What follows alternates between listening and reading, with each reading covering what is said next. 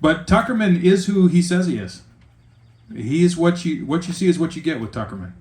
And he is committed to the conservative cause. He is committed to building a coalition of conservative Republicans in the House and the Senate, and making sure that we actually deliver on the promise of Alaska. What is the promise of Alaska? Why do we choose to live here and not in one of the other 49 states?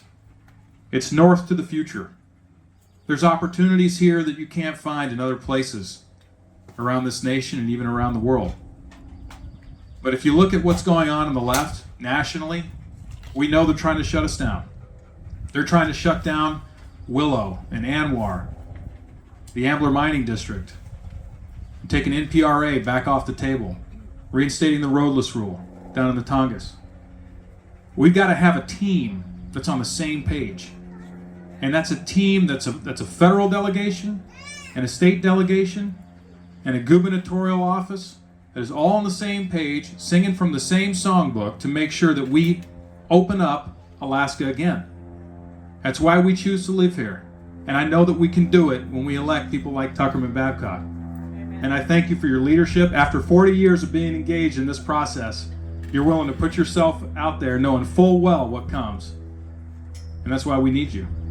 That's why we need you. Thank you, Tuckerman. What we're seeing is a shift, and if folks like Tuckerman and a few other people that are no longer running have a good replacement that comes behind them, we are this close to potentially solving long-term many of our problems, and that's what I'm hoping for, to see those numbers, because the old guard has kind of prevented that.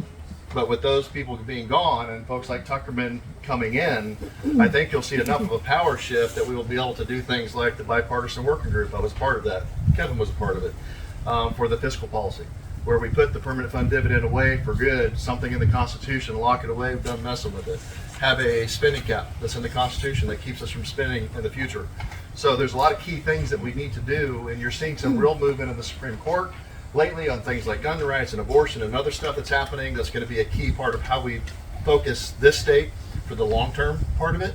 And so I'm not going to take any more time other than to say that that shift of power balance and how these bodies have been changing has been a positive towards moving us away from the special interests that have always controlled this state to putting the people first.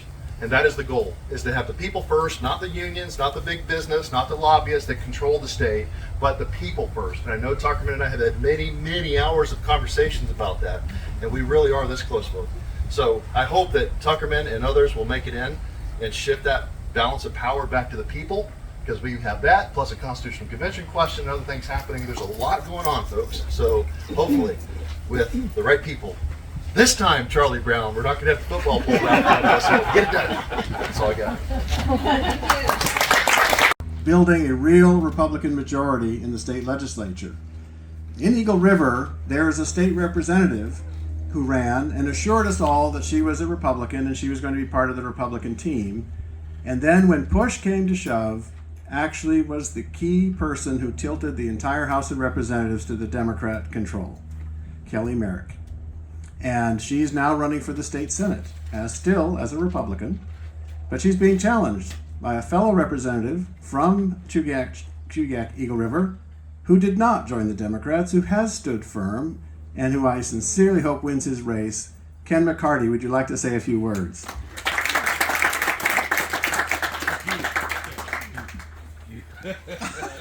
Yeah, that was a few words. No.